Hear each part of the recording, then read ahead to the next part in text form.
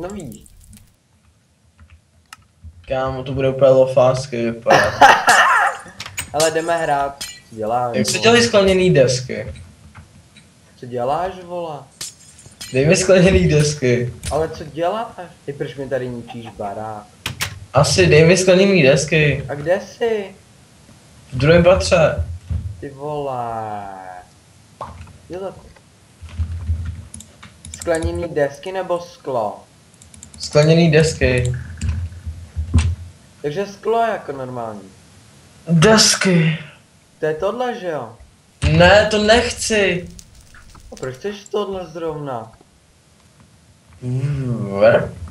Proč chceš tohleto? Jo. Ale proč to chceš? Jo, ty si to uděláš tohle. Máš říct hned, vole. Jo. Ty kvůli čemu jsi si udělal na tom lustru, ty vole, ještě ty svíčky, nebo co to je? Já nevím. Lofásek. Pohoda. Kámo. Cože? Ty Co to je, vole? Kámo. Taková libová sprcha, no. Čum, vole.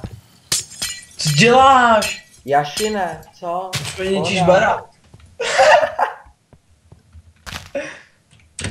Takhle je to lepší, čum.